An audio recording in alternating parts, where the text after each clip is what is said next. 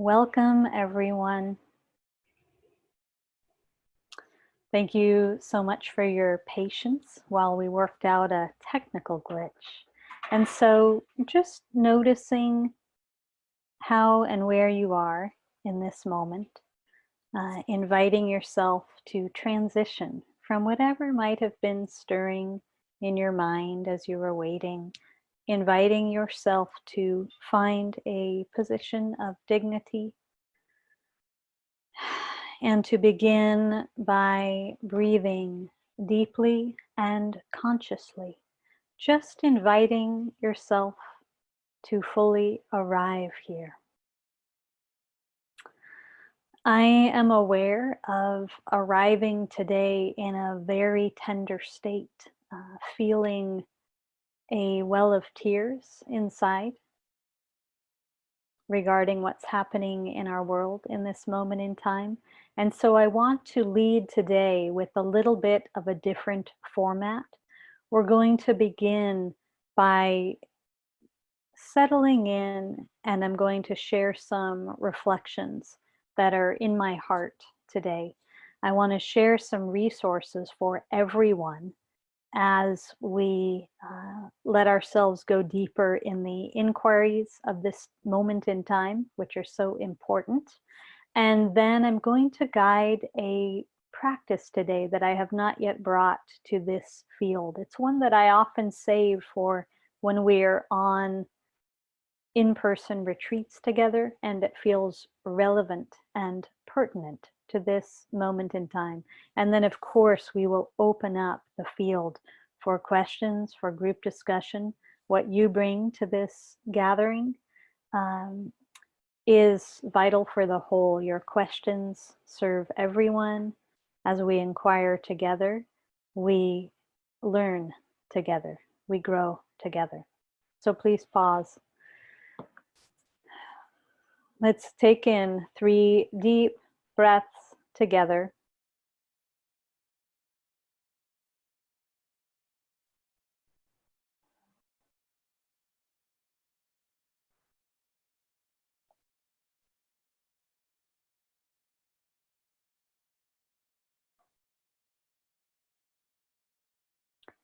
Just feeling the air as it enters your body, fills your body, and leaves your body. Feel your body's groundedness, your relationship with gravity. And as you tune in to deep listening, see if you can listen with every cell in your body. First to the sounds surrounding you in this moment.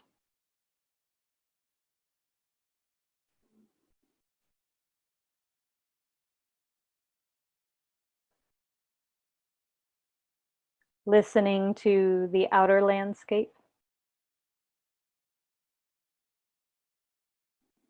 Thus accessing your inner stillness, your receptivity, which, by the way, is a vital strength. And now gently turning the listening within and listen to the internal landscape. This is not so much an auditory exercise as an exercise in attending within, and through curiosity and openness, noticing all there is to notice in the internal landscape today. Meeting yourself however you are in this moment. Perhaps noticing feelings, noticing the weather of your emotions, noticing the climate of the heart, and being willing together now to feel, to be with.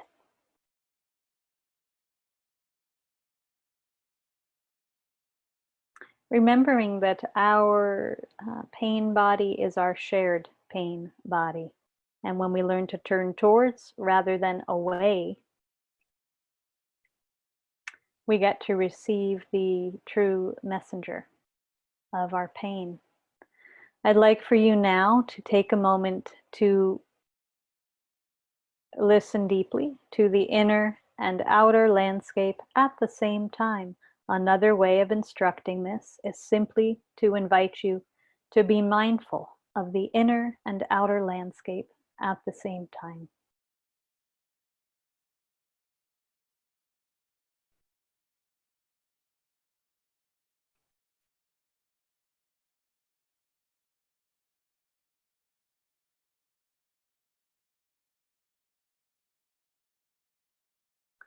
Just being with what is.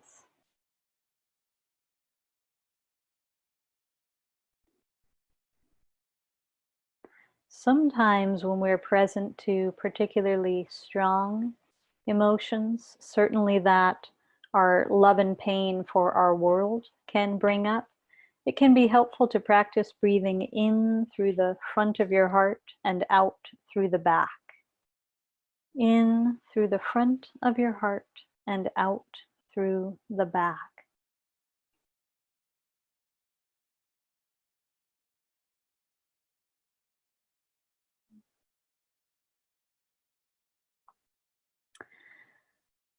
And you're welcome as I share some reflections to rest here with your eyes either open in a soft gaze or closed. A reminder that I'll begin with reflections today and then we'll move into a guided practice followed by Q&A.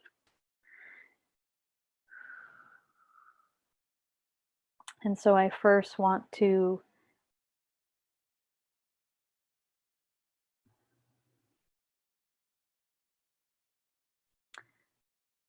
acknowledge that our feelings are messengers. As we sit with such fully illuminated systemic discrimination, which has gone on, these distortions for generations upon generations in our world, we all have an incredible opportunity to open our hearts to the potential for change now. When we open our hearts to our pain and we're willing to drop into it and feel it fully and listen deeply for guidance beyond the conditioned mind, then we can access right action, compassionate response, courage, which we all need right now, beyond the field of reactivity.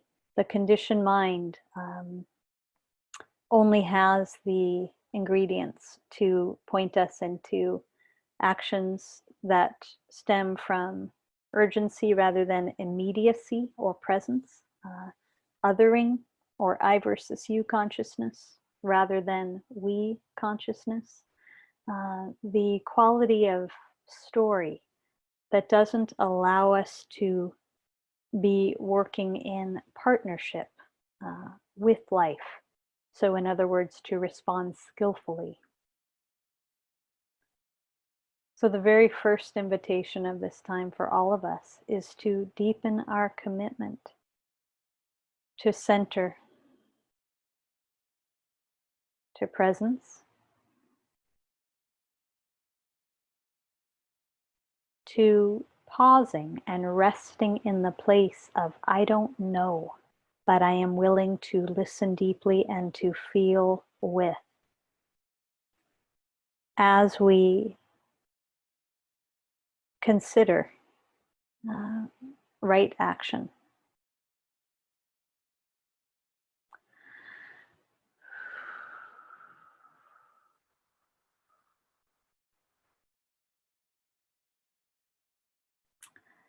My feeling is that the invitation for change is going to take all that we've got, each and every one of you, your willingness to align with presence and to turn towards rather than away from that which makes you uncomfortable, that which has kept you in a place of numbing out rather than feeling the grief of what's not working systemically for human society, not just in the United States, but globally. The change we're looking at has to be global. I want to share a few resources that I find deeply affirming in this time, certain leaders that I'd like people to be aware of. And one is the African American Dharma teacher, Ruth King. Some of you might have witnessed an interview I did with Ruth just a couple of weeks ago for the Shift Network Meditation Summit. And Ruth is guiding, starting in September, a year-long racial affinity program for people to do together in small groups, meaning you gather a group of friends or relatives, colleagues, and you sign on to work under Ruth's guidance for a whole year. Ruth is incredible. I've posted information about her program on Instagram, and I also recommend everyone to visit her website, which is just ruthking.net. And a couple other voices I want people to be aware of now. Lama Rod Owens, another African American Dharma teacher, who's also written a book in partnership with Angel Kyoto Williams called Radical Dharma, that I couldn't recommend more to everyone in this time. And some of you might have also heard my interview with the activist, Angel Acosta, who's based in New York City. And so I'm going to post later today on my website some of these interviews again, if any of you didn't get to hear them, because I find the medicine that we need right now, the quality of conversation that we need, it has to be about the direct meeting point between our personal practice and the systemic injustice. I want to pause and acknowledge that the Buddha was a social reformer. Let's be very clear about that. The Buddha was a social reformer. We could look to so many of our favorite spiritual leaders. We could look to Jesus. We could look to Saint Francis. Spiritual reformers. No separation, that how we treat ourselves and how we treat our world is one and the same. And one criticism I would have of the modern day secular mindfulness movement is oftentimes there can be a tendency to slide into this sense that we're doing practice just to find our inner peace within a completely dysfunctional system, which isn't going to work for the whole. And practice teaches us deeply to remember that my welfare and your welfare are completely intertwined. There cannot be any longer one winning with the other losing. We won't sustain ourselves here as a human species. So to acknowledge that there is a direct correlation between our willingness to turn within to find center, this solid resource we have called present moment awareness, where we can be guided in more skillful and relationally intelligent ways through every day of life. And at the same time, as we're opening our eyes and our hearts to the different ways that we might have been misguided or seduced at times by the forces of greed, hate, and delusion, that we be equally aware of the ways these forces have become systematized in our world, and we acknowledge that there is no separation between how we engage in our personal life and the opportunity to engage in politics and systemic change. Remember that when we wake up from the myth of separation, part of that waking up is a realization that not only does our moment by moment contribution to the field of human consciousness, or the morphic field, the memory field of humanity, matter deeply. You have a power there and you have a responsibility there. But at the same time, remembering that we are not alone, and that when we choose to stretch beyond our comfort zone and say, hey, I want to begin to open my eyes and see how I too can help make a difference in this area for the collective, we find that life supports us. Life supports us. The first step and the most important step is to just get out of the bubble of separate self and to identify. You can just start by writing them down. Some of the limiting stories you tell yourself, which maintain a sense of either powerlessness or a sense that your contributions don't matter, or that you need to fix your quote unquote broken self before reaching out to extend a hand to those in even more need. Okay? So let's all pause and just take in a deep breath.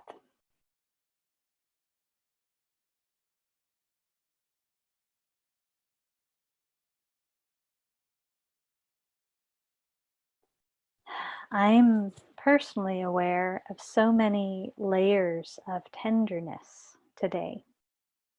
Just sadness at the myth of separation, which has caused so much violence in our world for so long, and such monumental examples in recent weeks. And last night, my husband and I watched a very inspiring speech by Art Acevedo, who's the Houston police chief. And I want to plant the seed of you looking him up, because as we navigate this period of such ridiculously poor leadership in a time of such crisis, equating to danger and opportunity, what I witnessed in hearing Art talk was both the willingness to demonstrate tenderness and vulnerability, the strength of sensitivity, willingness to cry tears with the public. We're here together. I'm right here with you. Let's grieve together. And also the willingness to access his absolutely fierce side and true voice. Going to suggest that finding our true voice and the voice that can speak from the heart powerfully on behalf of all beings is an invitation for everyone right now. Okay, so I witnessed in Art these two beautiful, equally balanced sides of tenderness and sensitivity. Not putting up that front of gotta appear strong. Sensitivity is what's real strength. And at the same time, a fierceness. I often speak of this as the Zen sword that cuts through delusion. It's the willingness to let our anger, to let our grief, to let our desire for truth and freedom guide powerful expression on behalf of the whole.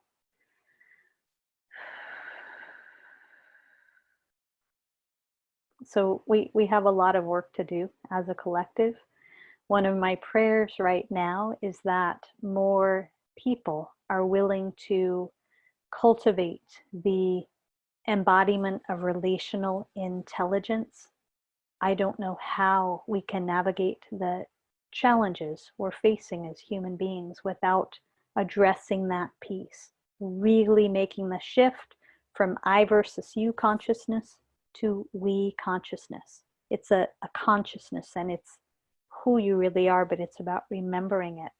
So I do want to invite people to consider deepening with me and a training in relational intelligence. There are many opportunities coming up, but one is a 2-month training that runs in August and September on presence, courage, and collective awakening.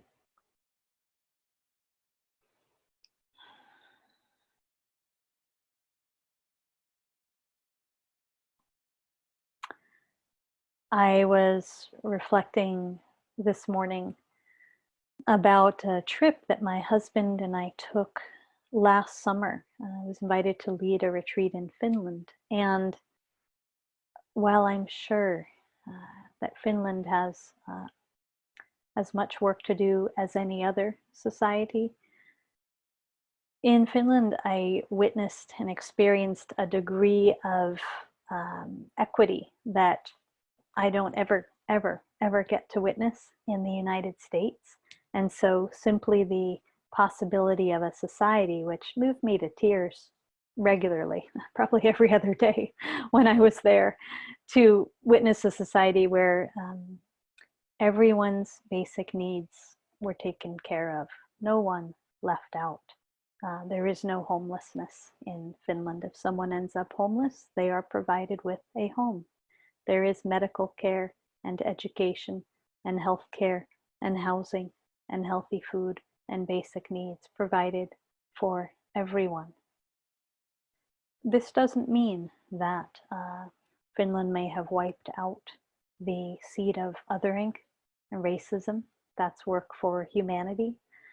But the importance of opening ourselves up now, primarily as Americans, to larger possibilities beyond the dominant paradigm, recognizing that a dominant paradigm is simply an agreed upon worldview that may have nothing to do with reality and sustainability, but it's agreed upon. And again, what we are unaware of silently governs us. Okay?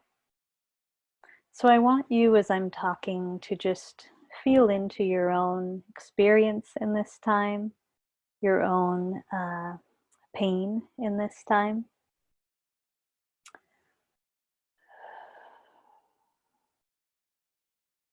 I was meeting with a program that I lead on Sunday called The Heart of Listening, and we very much are on a journey of spiritual leadership and spiritual activism.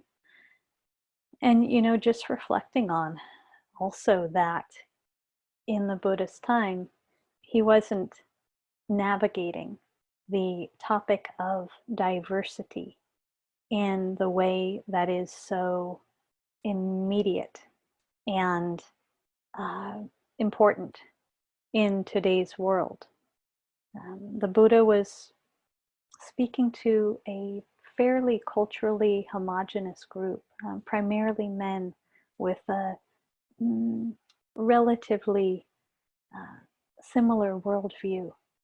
And it's important to acknowledge that, because I identify as being a bridge teacher, someone who's here to help bridge ancient teachings with what is relevant for today's world and what is needed for our evolution, because joy and joyful responsibility come through recognizing that what we're here for is to hold hands with one another and evolve, not maintain that which is no longer serving us. Whether it's individually, I'm maintaining a story that is absolute BS and has been causing suffering, or whether it's for the collective.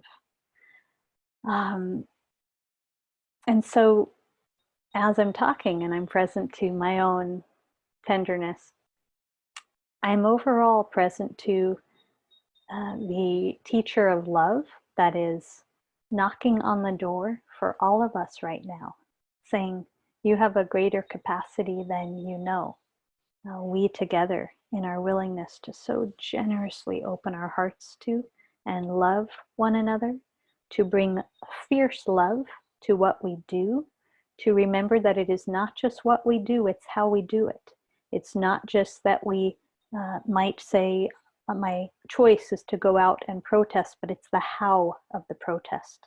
And we've seen people go to protest peacefully, and we've seen agitators with separate self-agendas go in to disrupt that and the violence that can occur.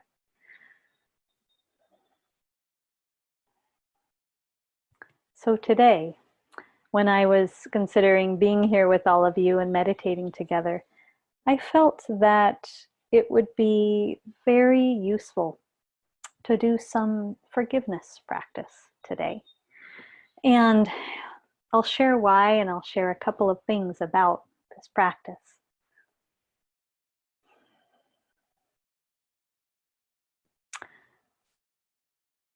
Forgiveness practice is a very direct way to get in touch with our deeper feelings. Certainly to be in touch with our pain body, and it's our body of shared pain, our unmetabolized pain and grief.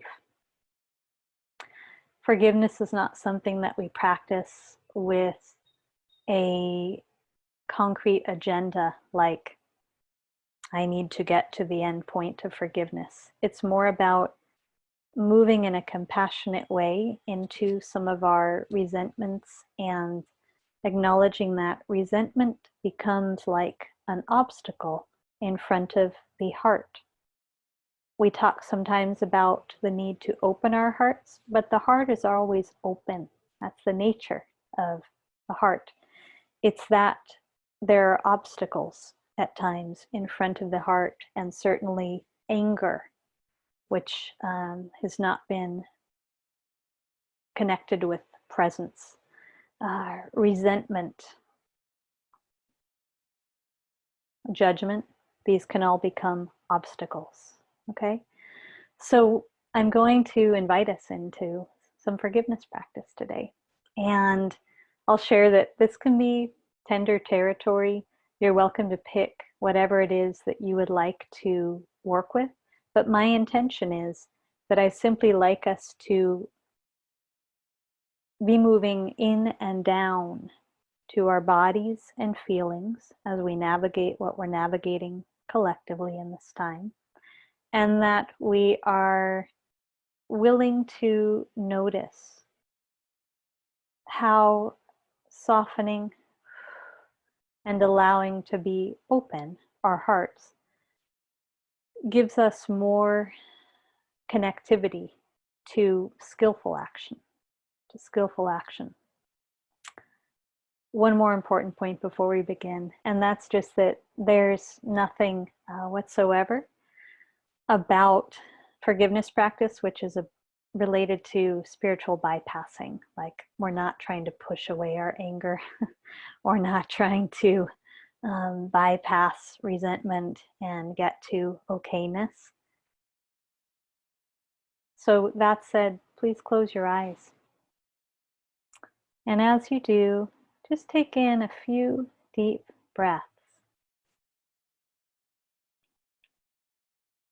And I'd like for you to pick what it is you want to work with in today's practice. You might want to work with something personal, okay? And you might want to connect the personal to the collective. So you might want to work with something like the poor leadership that we are witnessing. You might want to pick the institution of systemic racism itself. You might want to pick and work with your upset towards some of the agitators during this time. You might want to work with yourself and even acknowledge how in the past you have othered fellow human beings or address a way that you have been othered. And so once you have picked whatever it is you choose to work with today, I invite you to trust the process and remember that forgiveness is an organic process. It is not to be forced. Take in a deep breath now. And as you bring to mind and heart whomever or whatever it is you are working with, just notice how it feels in your body.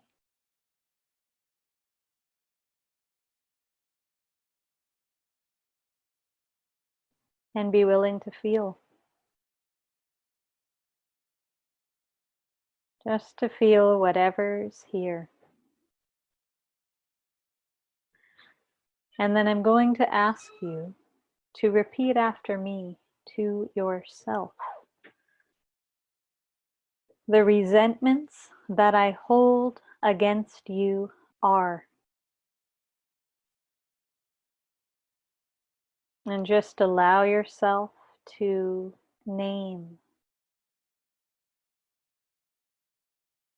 whatever resentments you are holding towards this being,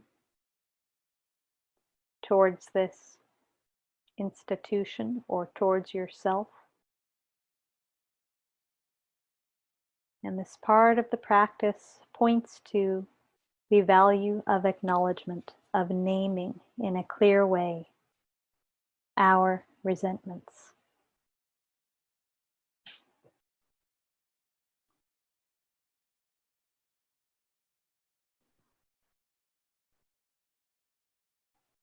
Being willing to feel whatever moves through your body as you name this.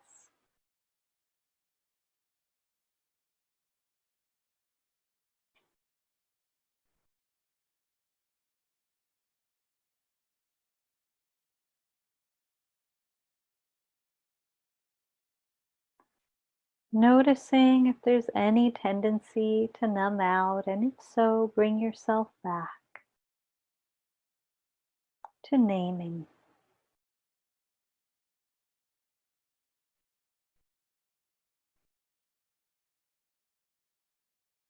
Really honoring the part of you who's been holding these feelings and resentments. Just giving that part of your being space to acknowledge their experience.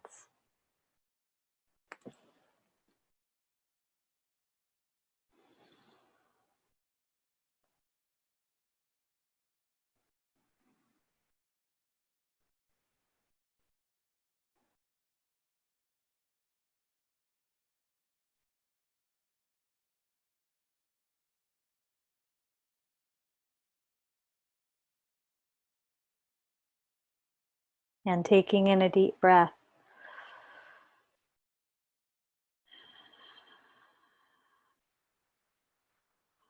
Seeing if there's anything else you want to name in this moment.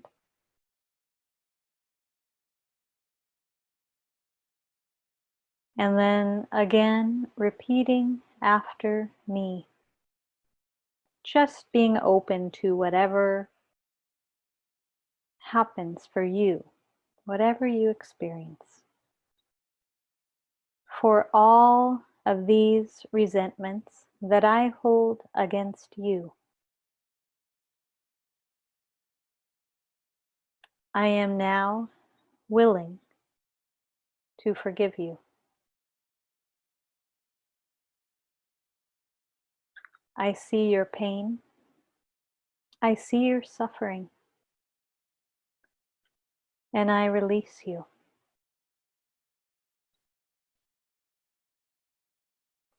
And just allow your body to soften.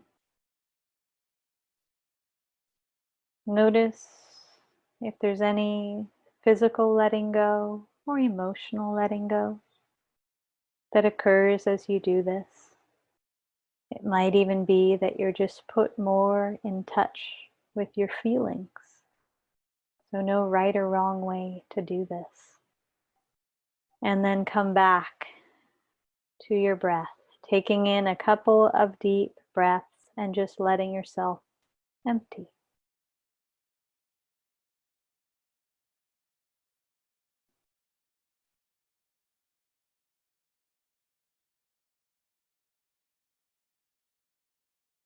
Once again, bring to mind and heart the being or yourself or the institution that you're working with, and notice how it feels in your body.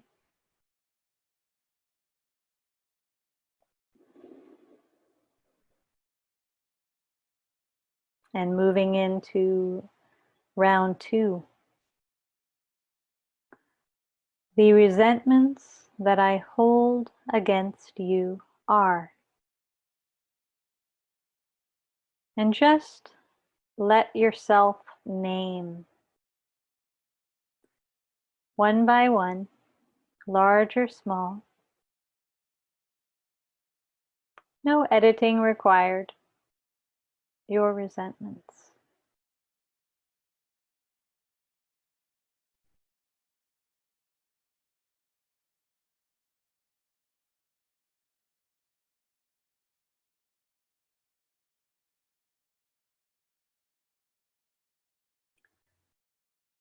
Sensing the importance of conscious grieving, of acknowledging consciously our feelings.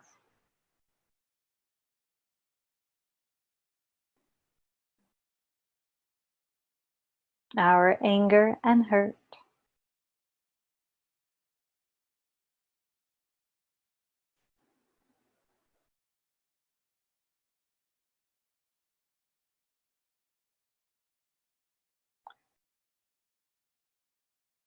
Just taking a minute to notice if there are any other resentments you want to name.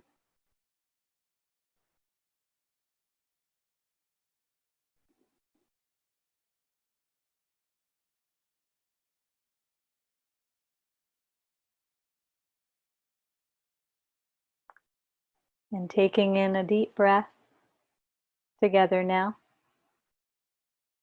Feeling your body anchored in gravity, resting on the surface beneath you, resting all of your attention, your heart center. And at your own pace, remember, we're not forcing forgiveness. We're just being open to where feeling our feelings might invite an opening of our hearts for all of these resentments that I hold against you.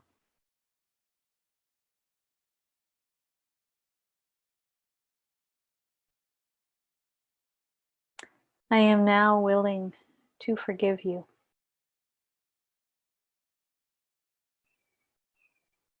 I see your pain. I see your suffering. And I release you.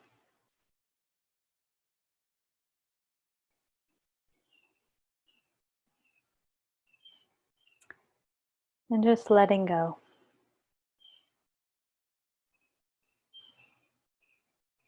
Resting your attention at your heart center again. You're welcome to rest a hand at the center of your heart if you would like to.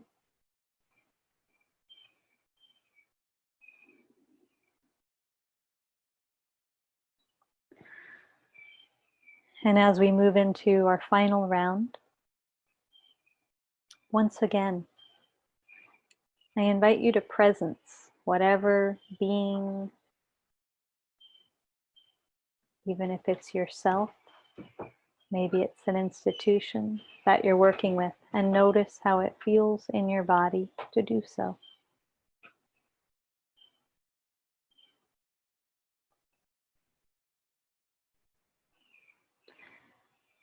The resentments that I hold against you are.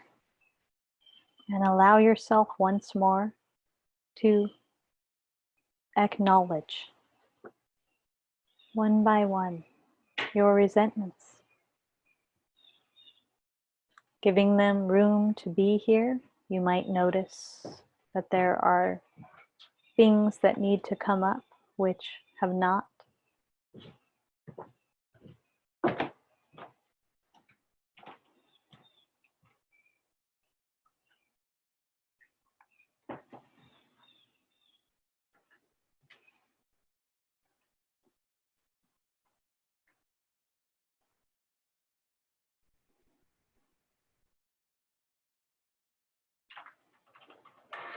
Allow your breath to be your anchor as you do this. Just continuing to feel each inhalation and exhalation, along with the pause in between.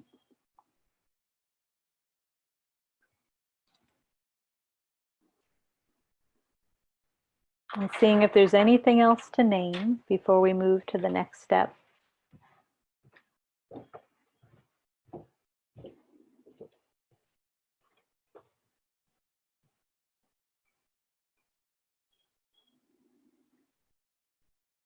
And when you're ready, remember we're not forcing anything.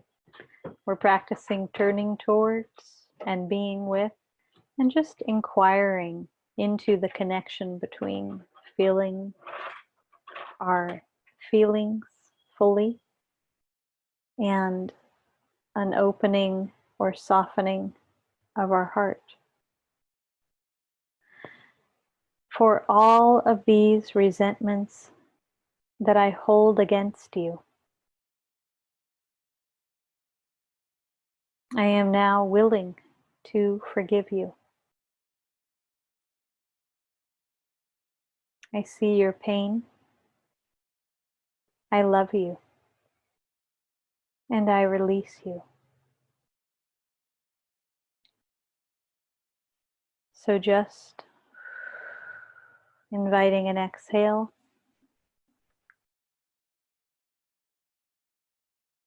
Staying with your breath.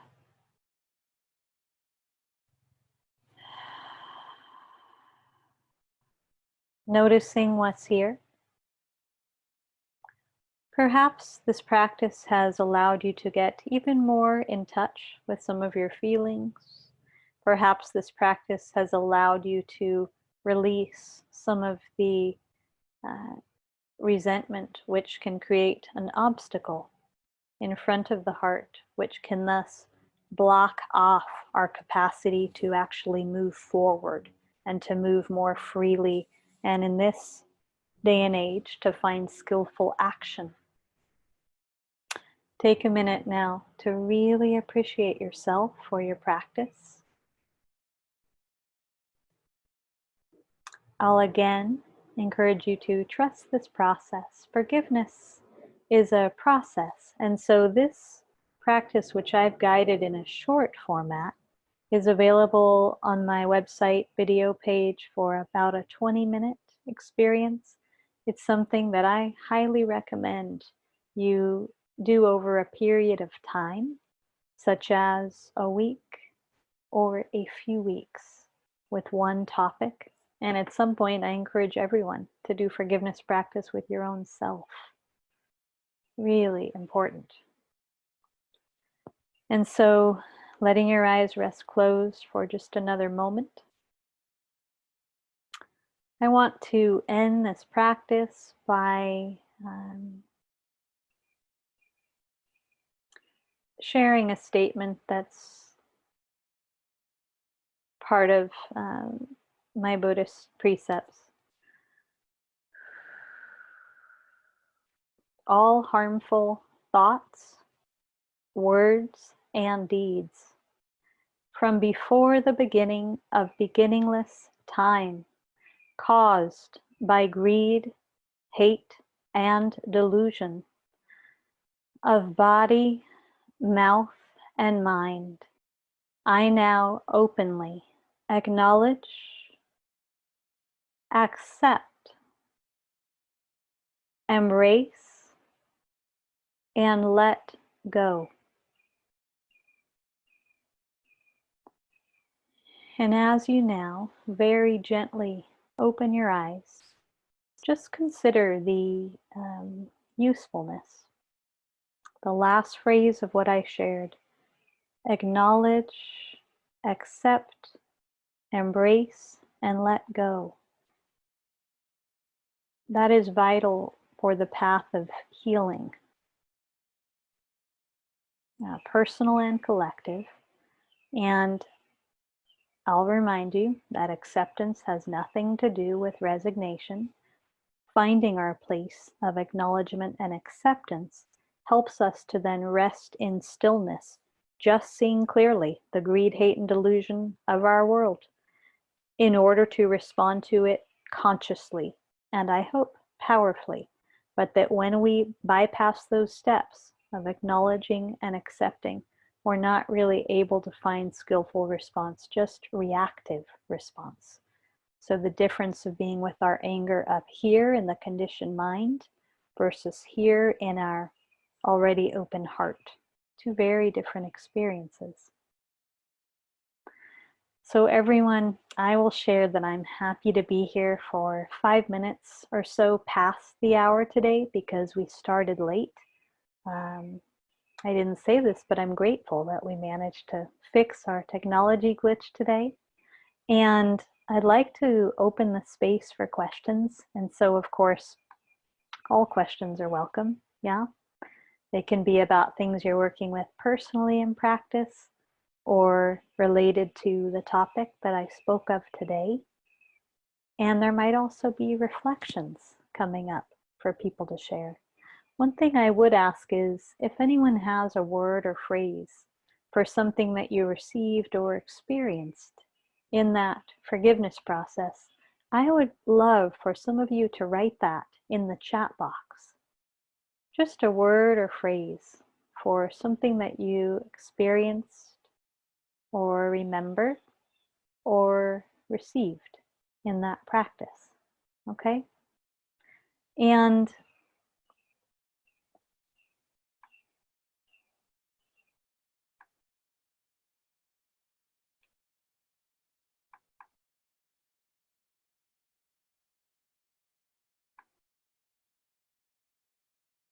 I see heart opening, gentleness, relief, letting go,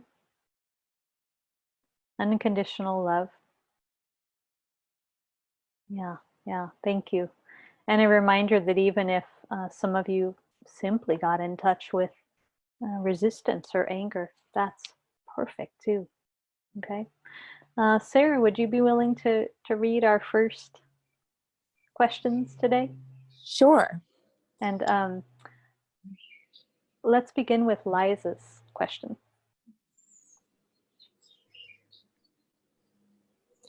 I think some of the violence lately surrounding protests is not just agitators, but an expression and outpouring of legitimate anger and pain from generations of oppression and being disregarded.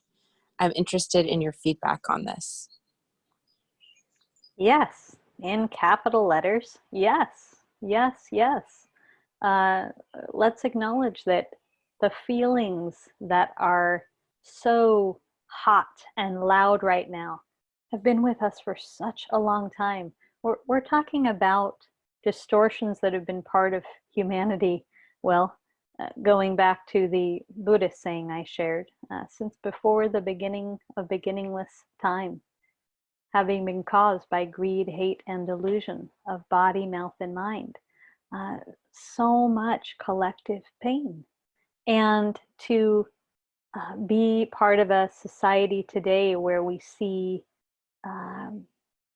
more evolution from some of the dark ages of the past, and yet such immaturity when it comes to racism, equity.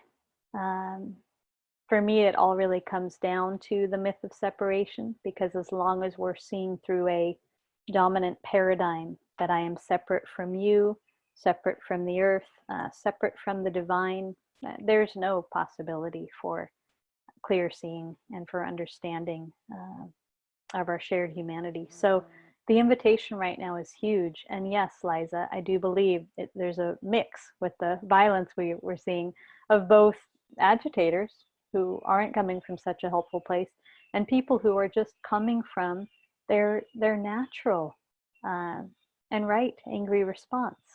One of the reasons that I so encourage people, though, to learn to be with anger, not just here in the conditioned mind, but down here in the heart that can metabolize it and hold it, is that this is the place where there's room to really let that anger inform us in a way that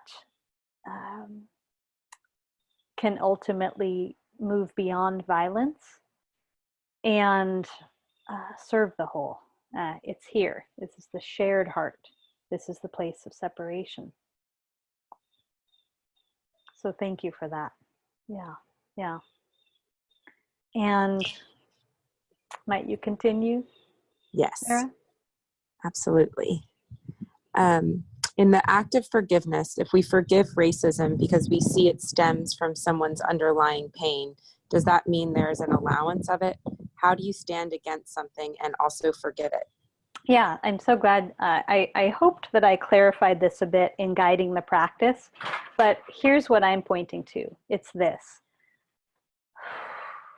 When we hang on to our resentments, it creates an obstacle, a barrier to the heart. And the heart is really our place of accessing a deeper wisdom and the ability to move forward. What I'm talking about is to move forward, to evolve, to respond to what's happening, to be part of the solution. So in accepting, we're not saying, yeah, so I accept generations upon generations of racism and I'm not going to be part of the change. We're saying, I see clearly. I accept that greed, hatred, and delusion are, and I let my awareness of that completely inform every choice I make in every moment, not as a heady exercise, but because my heart has fully digested it without the push against and the resistance against it and the finger pointing. It's not out there. If it's out there, it's in here too. We are all connected. The seed of it is within each and every one of us. So as long as we're finger pointing or really holding on to our anger out there, our anger is an absolute messenger here. Our anger is a resource. There's a lot of energy in that, and we need to be acting from that. But anger, as it rests in the field of all possibility and relational intelligence, which is stillness. So stillness in action is one of the phrases we sometimes talk about in practice, whether it's your personal life or how we're going to navigate this, how we're going to navigate the work we all have to do as a collective. Stillness in action. It has to come from a deeper awareness. There's so much possibility. Any one of you who's been practicing for a long time, look at the possibility that's opened up in your own personal life. Choices and possibilities and perspectives on things that could never have come from this. This is very limited. So we need to do that now for the collective. And none of us know how it's going to look. All of us need to step beyond comfort zone. That's why I was suggesting to have something like a year to work with the guidance of Ruth King. Many people here have participated in incredible workshops and retreats on ending racism, but to be continually committed and active together in doing this work, that's what's required.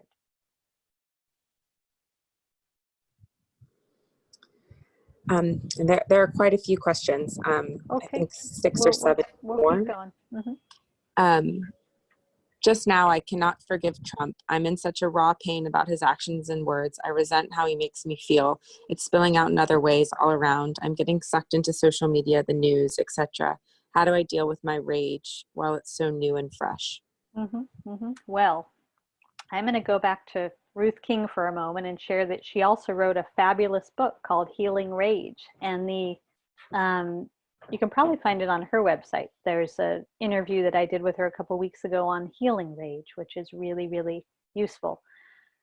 Here's what I want to share in response to this. Number one, to let all of that energy be here and to create some time and space to feel it and to be with it, rather than letting it, in a sense, get wasted, that sacred energy called rage, by going up into this continual conversation that's just finger pointing, that's pretty repetitive, that doesn't ground you in a deeper place. Anger, some of you have heard me describe it this way, is like a hard shell. It's hard on the outside, and on the inside there is a soft, probably powerless, delicate tissue, pain, sadness, all of that is underneath. And if we just stay with the hard shell, we can't access the soft tissue underneath. And that's the place that is also our tears for the collective. And that's those tears, as much as the hard shell of the rage, but those tears are going to help guide us to right action. We can't stand witnessing this anymore. It's going to take changing our systems. It's going to take each and every one of us doing deeper work, even if we think we've done the work. Yeah. Let me pause and see if there's anything else I want to say about that. Yeah, there is. I completely relate. I'm with you. I think for everyone here, it has been so ravaging to our nervous systems to have to deal for so long now with the worst leadership we could have imagined. And two things I want to point out. Number one, just my perspective, okay? Just my perspective. But part of what I see is that the story, the amount of human energy and life force going to finger pointing at that one human being has created kind of collective story that things can't start to change until that particular human is out of leadership, and so much energy going to the resentment towards him that's a lot of energy, folks, that could instead, if we just said, yep, I know that shit is happening over there, I see it, and it's not, he's not going to change, but this is a lot of life force that if I wasn't giving to that, I could be giving to creative resourcefulness and relational intelligence during this time to start making change. We are full of possibility as human beings. We're full of it. What I'm saying is I think there's a bypass in so much energy going to the resentment towards that one human, because it takes us out. It says not until the future can I be part of change. That's not true. You can today. You can in this moment. Let's wake up to that.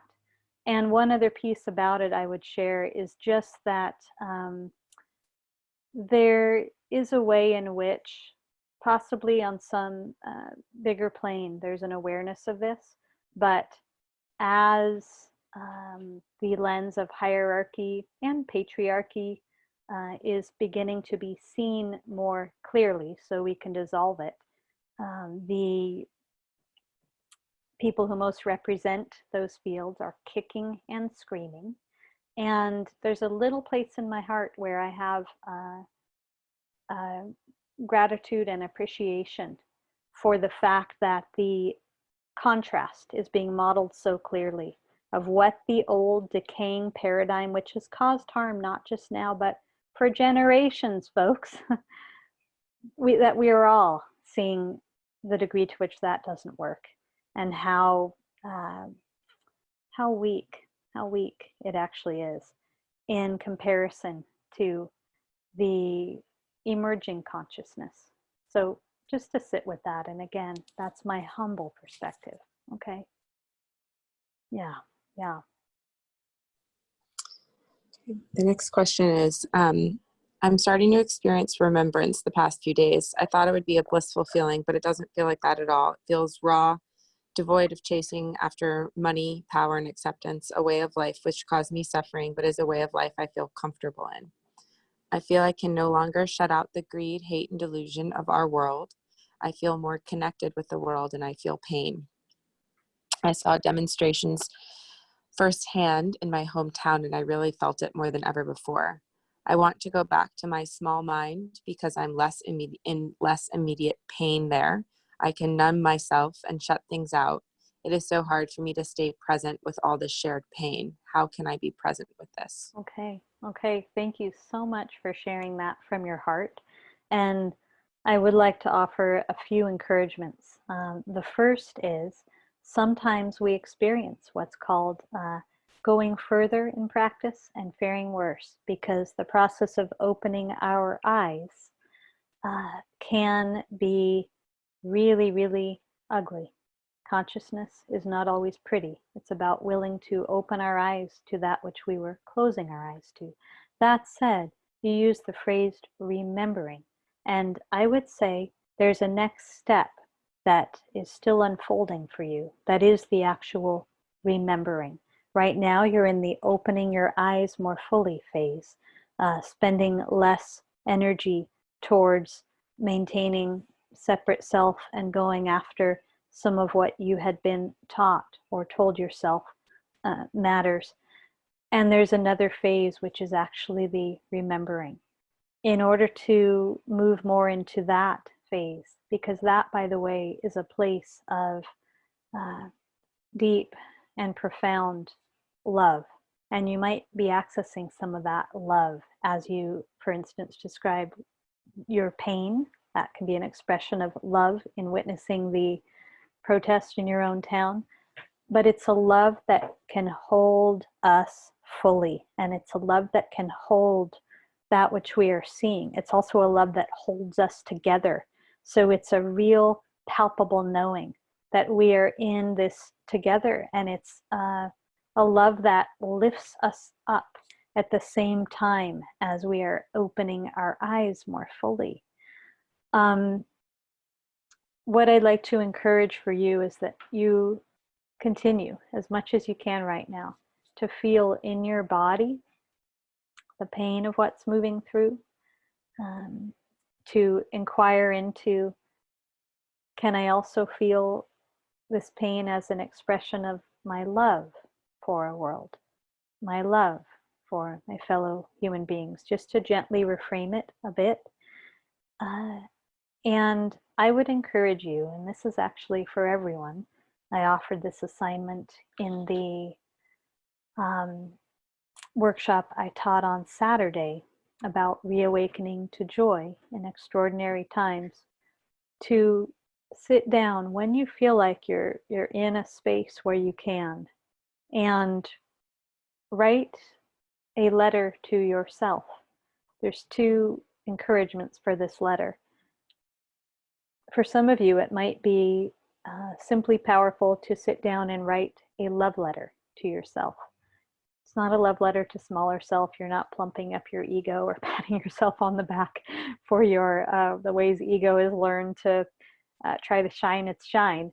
It's that you are writing a love letter to your deeper self, a love letter to the one who's on the path, a love letter to the one who's on the journey. And in positioning ourselves to write such a letter, we can be curious from where the words come from. We open ourselves up to, I would say, the shared field of love. If that's difficult to access, then I encourage you to sit down and write a letter from your future self, imagining, and I did this many times when I trained as a monk, and would at times be up against the wall, like, oh my gosh, my teacher must really want me to wake up from this delusion, because I'm at a place where I feel up against the wall, where it just feels the places that were the most difficult. To have an awareness that your true nature is intact, and that there will be a time in the future, if not right now, when you are fully awake to that true nature. And can you ask that part of you in the future to offer encouragements to help you now to remember? So I hope that's helpful. And I'll say, some of you know I have a deepening practice program, and so I offer, as part of that, a whole library of teachings. The Joy Workshop will be posted for deepening practice participants, and it was a really powerful teaching.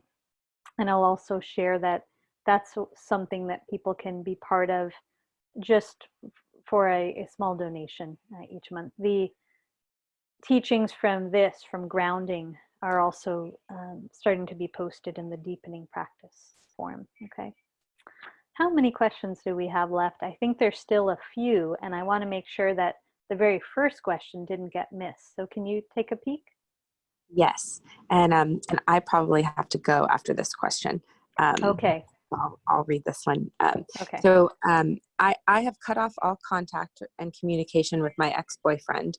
His most recent lover reached out to me confirming he's a sociopath and narcissist. She said she misplaced false safety because she liked and trusted me. I feel vigilant in needing to voice concerns to protect my communities that I've brought him into. How would you advise doing this without engaging in more harm of others or endangering myself? Thank you for that question. My encouragement, and first just a teaching for everyone, that when we're grounded in kindness, when we're grounded in presence in ourselves, we can express absolutely anything that needs to be expressed in a kind way. We can offer someone feedback that would be really difficult and painful for them to hear if we were offering it from an off-center place or a finger-pointing place. This is important, by the way, with this larger topic of today, because for each and every one of us, it's a time to be willing to use our voices more skillfully and to use our voices on behalf of those who might have less privilege than you do. So the power of voice and the teachings of finding true voice. This is another teaching of relational mindfulness. But for you, I would encourage you to sit down and say, what needs to be said here? Like from my heart, what needs to be said here? And if I'm the one to say it, how can I express it most clearly, but also held in field of neutrality, meaning I'm not adding extra drama to this communication that people might want to pay attention, okay, to some of the actions of this human, and to trust that you've been asked because you've had particular experience to let other people know that they might want to watch out. Might even be that you share your input via a question for people to consider, okay? And you can also bring your own humility into it. I'm speaking from my own experience, but sometimes we have things to communicate that are edgy for us and that are painful. Do so from kindness. And so I think we have two more, okay? And I see, what are your thoughts about using psychedelics to dig deeper? I'm thinking about going in today. So a couple encouragements. There are so many pathways to digging deeper. I can share personally that certainly in my college years, I found psychedelics from time to time to be a useful gateway to experiencing that which is beyond the myth of separation. And then I was done with it and clear that I had received whatever it was I needed to receive from that medicine. And I actually have a practice, aside from things like flower essences, which are a very subtle but powerful plant medicine, of my personal practice is simply allowing ordinary everyday life, which includes the basic human experiences and the mystical realm as well. It's completely intertwined when you have a deep practice, that there's not anything needed to be brought in from the outside. And that said, many people find great medicine in different plants. And so for you, my encouragement is just, if you're going to use any form of plant medicine, to dig deeper. Number one, just pay attention to that motivation. Those words are interesting. Dig deeper. Who wants to dig deeper? Life will generally give you exactly what it is you need to see. But if you do go that route, then do so with care. And that means meditate beforehand. You'll need to meditate a whole lot afterwards to integrate whatever it is you experience. You'll need to do process work afterwards so that you don't just romanticize the experience you had, but you actually integrate it and let it impact your daily life. That's the whole point of any practice. Do so from center. Yeah? And let's take in one breath before our final question.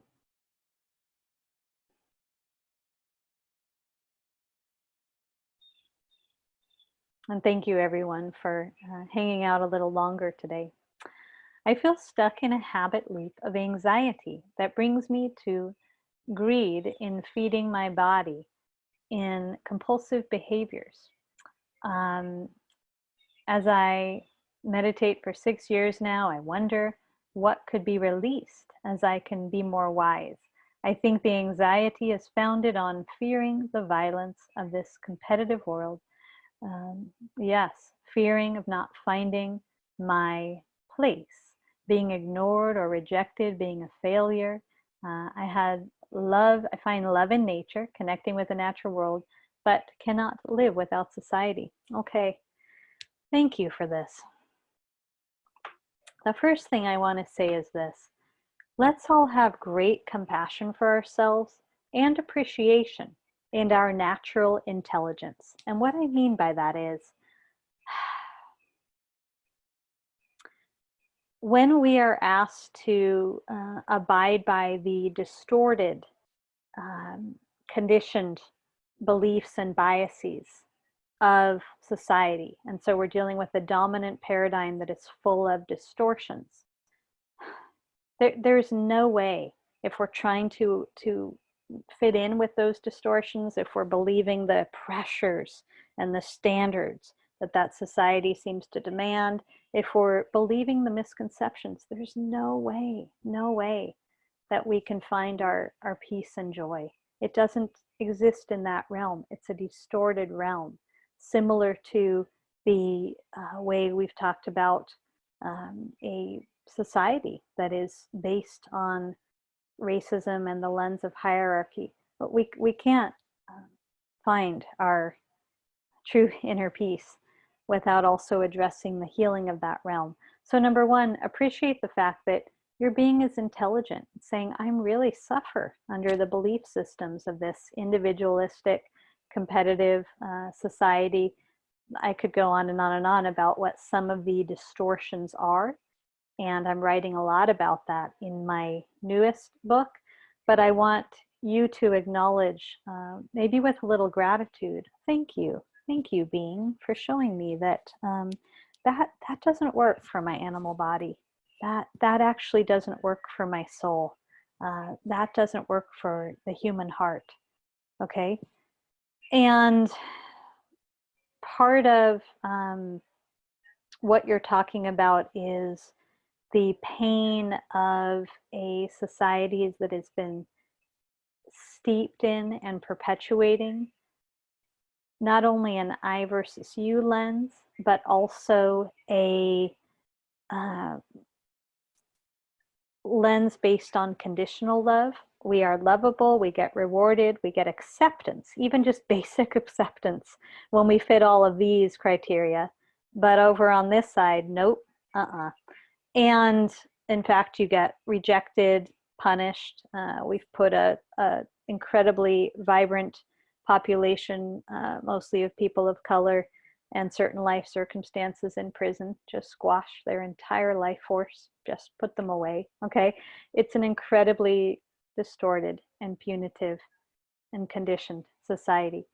When we have a practice, we get to start seeing, oh wow, no wonder my body was responding in this way. No wonder I was reaching out for all these coping mechanisms. Nothing wrong with me, but that doesn't work.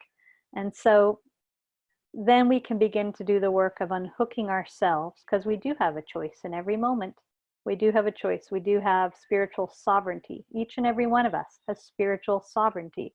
So you would need to start doing the work of both forgiving yourself and not judging yourself for ways you've learned to cope, which are not serving you, and also of beginning to unhook, beginning to get more present, where you can see clearly and remember what is true from source, not from any conditioned, distorted, dominant paradigm, but according to source, according to the natural world, according to truth. That's Dharma. So I appreciate your question. And I want to thank everyone for being here today. I'd like you to pause for a moment and just appreciate yourself for taking the time to practice. A reminder that anyone who wants to go deeper and receive many more teachings to visit my website and the Deepening Practice program is the place to go. And also of a couple really wonderful learning opportunities coming up. Nina Simons and I are leading Love in Action, an exploration into right action and the cultivation of a regenerative future in July. And the 2-month training in relational intelligence begins at the beginning of August. Okay, so let's all just pause, close your eyes for a moment.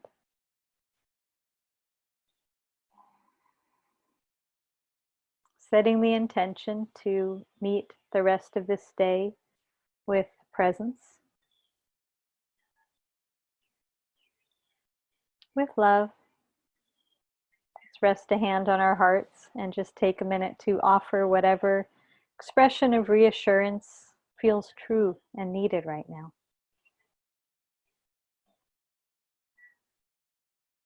Even if it's as simple as, I love you, keep going.